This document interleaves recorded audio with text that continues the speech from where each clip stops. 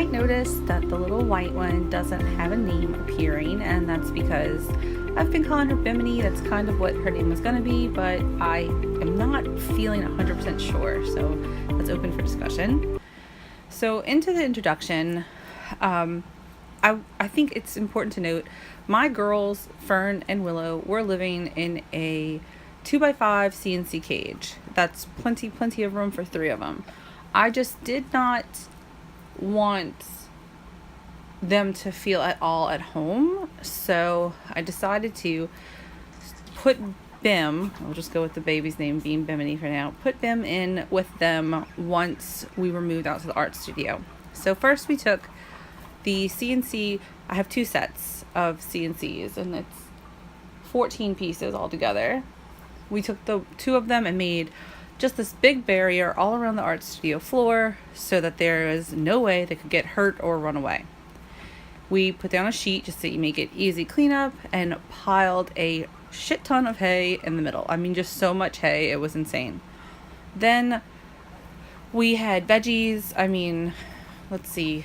I had like corn and peppers and carrots. I had all kinds of stuff. Just tons of veggies. Lots of leafy veggies because they like green leaf lettuce and stuff. And we set those out, and we just kind of let the babies, like Bimini started on my lap, and my wife had Willow and Fern in her lap, and we just sat there. And they were kind of hesitant. We had to give them a little bit of a nudge, but they did get down and start running around and eventually run into each other. We had previously tried to put them together, and I had set up a neutral territory that was not very big. It might have been like 2x3 CNC, but it was right next to where the girls had been in their cage. It was in the same room, in the same area. It was right next to their cage. And I think, and the baby is used to having, she was born with 4 siblings. So there were 5 babies at one time, plus 2, plus a mom and an aunt. So she was very used to being like up underneath her adults and really close to her sisters. My girls are not big cuddlers. They're not used to being right in each other's space. So we set up the neutral area the first time and put them together, and Bimini was so freaked out. She just wanted to be close to another pig. So she was basically running under their legs and getting way too close and ignoring all of the please stop it signs that Fern was giving her. So we separated them, and we had Bimini in a 2x2 area right up on the side of the girl's cage and I can put pictures of that at the end, for several weeks, 3 weeks. And then we took them out, and this is what we did. So we decided to move them when we had the girls in truly neutral territory and in absolutely like a clean slate. So it went really well. Bimini by this point is used to us, and she's calm. So she really doesn't feel the need to be up under the girls or like way close to them. So she's giving them lots of space. They're eating. She's eating a lot of times really close to them, but it was just a really good experience in this nice big open area. And this is the actual like introduction. I just told you about the first time Fern met her. Willow had never met her before. So Fern just chased her away from her food, and that has been happening a little bit. Like Fern will chase her here and there, but there's really no mean when Fern catches her. Like it's like little burst, and when Fern gets to her, she doesn't hurt her, she doesn't attack her or anything. Can you hear them whistling? She's chasing her right now. So it's really just, I think Fern just wants to make sure she knows she has to move if Fern tells her to. So they'll be fine for hours. They'll eat next to each other. They'll drink and sleep. And then Fern will kind of be like, hey, by the way, when I come at you, you got to move, which is kind of what Willow does to Fern. So I think she's just making sure that she still has her underling and that she's not the bottom of the totem pole. I think Fern's kind of like, hey, if I have to be the middle, I'll be the middle, but I don't want to be the bottom. So this is Willow just being really brave. She's about to popcorn. Ready? And Wait, maybe. Oh, there was a little baby adult. A little small popcorn. They don't popcorn quite the same way they did when they were little.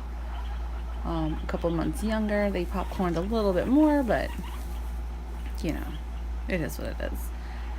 So they basically had this giant pile of hay that they were more than happy to root around in. The baby stayed hidden a lot. She can't. That's the baby moving in it there right now. She moved around here and there. They all were really fine. There was like one or two little nose, like sticking their nose in the air at each other. We can get higher. Guess what? It's Willow and Fern. They're taller than her. They can get higher. She's not afraid to follow them, to play follow the leader with them, and she is not afraid to challenge them at the nose height thing, but she always loses. So I think they're kind of okay with it. So at this point, we were kind of like, maybe we can put them in their cage. I think that they could probably go into their cage. And so I left and started to prep other things, and my wife was still sitting with them and videoing, and it was fine, as you can see. It would get a little bumpier when we put them down into the smaller cage, just because all of a sudden they were suddenly having to be face to face a lot, but I solved that problem. See, she just kind of gets to her and then leaves her alone. I solved that problem by setting up the cage very different than I normally do, and I usually use a fleece liner, but this time when I put them into their 2x5, I did a complete hay bottom. So instead of having, I usually have a kitchen, and that kitchen is lined with equine fresh stall pellets. It's just a very thin layer, and then I put a bunch of hay on top of that, and that's how we roll in the kitchen. Instead, I did the entire C and C cage like that. So this is them in their actual cage. So they are now, you see what I mean? There's no fleece at the bottom. I also only gave them tunnels for a couple of nights, and that was so that nobody would get stuck in a house. So anything the baby is in, she can escape easily. There's like no closed spaces. And I felt like that was really helpful. So there you go. A successful guinea pig introduction. Where's your red Yay. They're so cute. I love them so much.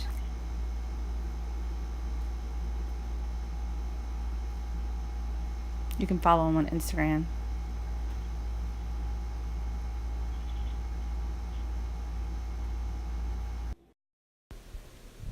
Okay, so these are the photos from when we got her home and set her up, and she's in about 2x3, and it's kind of off of the girls, and I thought this would count as neutral, but it totally didn't.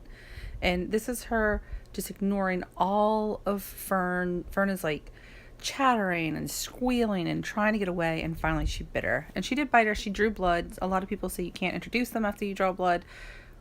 It was a very small bite.